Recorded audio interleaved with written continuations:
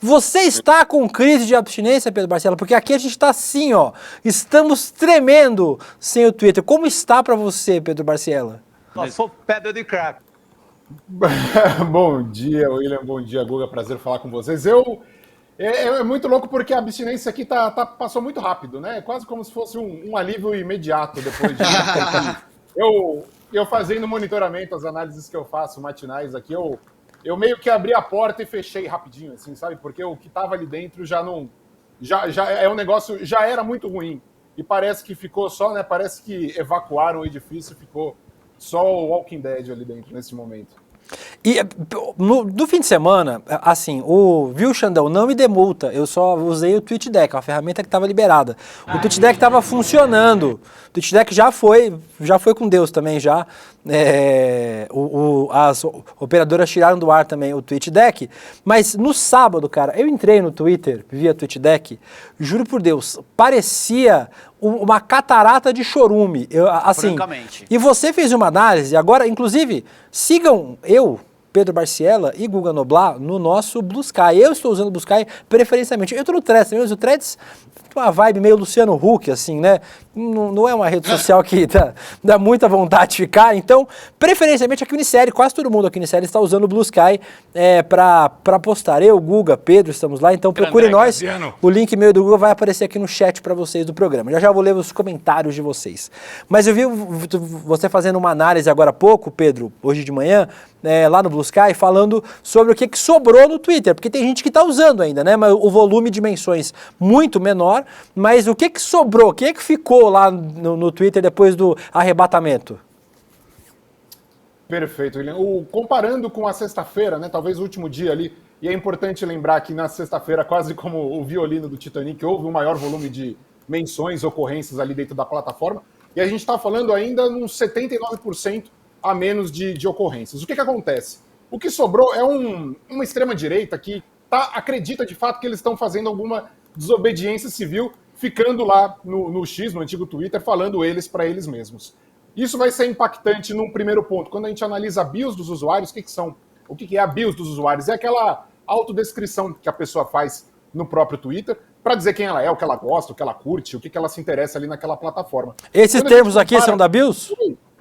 Perfeito, De Luca. Quando a gente compara com o que foi o domingo anterior, né, antes dessa ordem judicial, a gente vai ver que domingo passado a gente tinha ali, então, Flamengo, Corinthians, Fandom, BTS, termos ligados a, enfim, cultura pop, futebol, questões mais do cotidiano. Quando a gente olha o que foi ontem, o último domingo, a gente vai ver, basicamente, termos ligados essencialmente ali ao bolsonarismo. Então, patriota, Deus, família, armamentista, conservador, liberdade, essa tal liberdade, né, já diria só para contrariar, cristão e por aí vai. Então é uma mudança muito forte, é muito importante a gente ter em mente que a gente está falando aqui, claro, do movimento que vai bloquear diversos acessos, mas a gente está falando de uma questão, De Luca, me preocupa muito esse rumo que o debate toma, que existem diversos pesquisadores, talvez o Brasil tenha um pouco de sorte nessa questão, que é de não ter conflitos armados tão explícitos quanto em outros países. Tem uma série de pesquisadores que vão estudar, por exemplo, o perigo que era no Twitter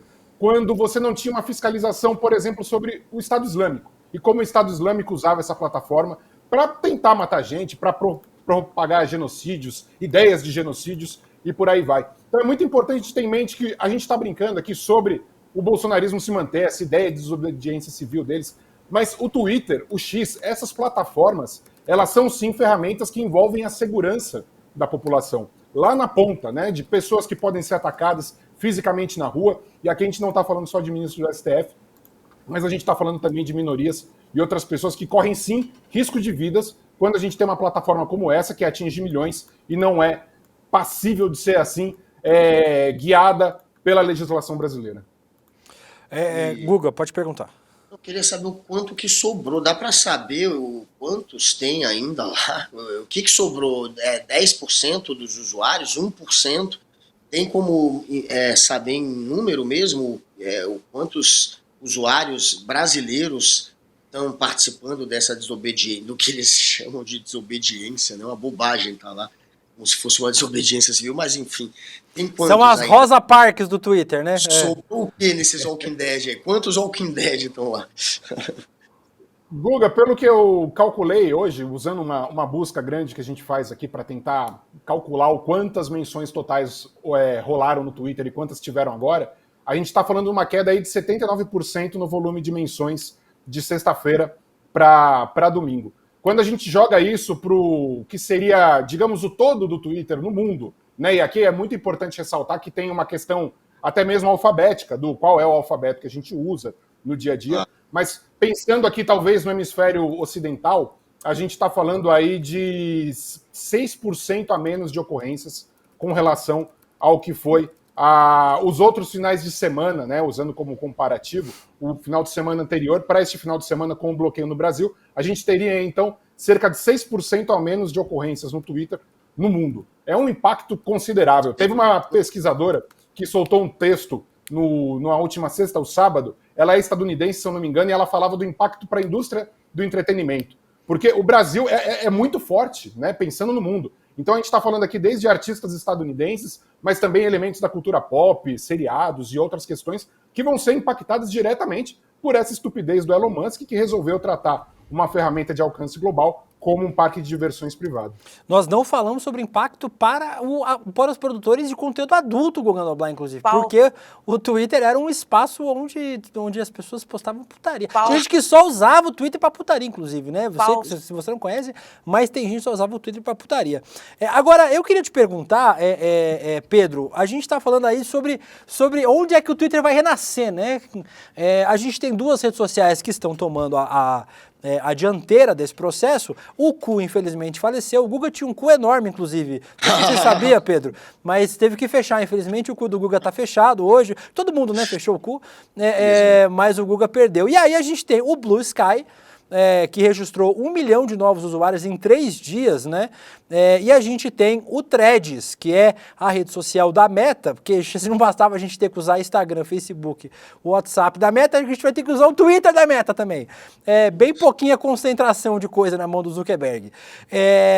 Eu achei, como eu falei pra vocês, o Threads muito paz e amor, assim, e o ruim do Threads, chato, nossa, Deus. Muito chato, é que usa o algoritmo do Instagram, ou seja, pra mim aparece o quê? As coisas que eu vejo no Instagram, que é homem pelado, homem sem camisa, biscoitagem, futebol. Eu tinha uma separação de algoritmo, assim, coisa que eu vejo no TikTok, coisa que eu vejo no Instagram, coisa que eu vejo no Twitter. Agora meio que bagunçou.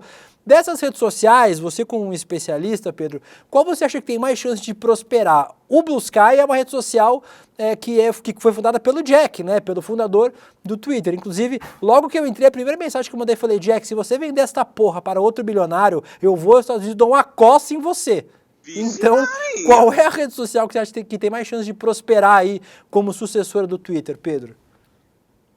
Cara, Deluca, você tocou num ponto-chave. É muito preocupante o fato de mais uma rede social partir da Meta, né? E ter mais dados concentrados na Meta, a Meta podendo trabalhar mais esse tipo de conteúdo numa eleição futura. Então, eles já são os que estão mais recebendo dinheiro, por exemplo, com patrocínio eleitoral neste momento, considerando que o Google, a Alphabet, não está aceitando aqui no Brasil. Então, me preocupa muito a possibilidade do Threads ser a próxima. É muito provável que ela consiga, porque ela já detém uma base, então acaba que tudo ela remete. Então ela mostra o Threads no Instagram, ela mostra o Threads no Facebook, ela acaba tentando remeter todo mundo a essa nova rede social deles, mas de fato é extremamente preocupante, porque é mais uma concentração de dados, mais uma concentração de poder na mão da Meta, na mão do Mark Zuckerberg em última instância, né?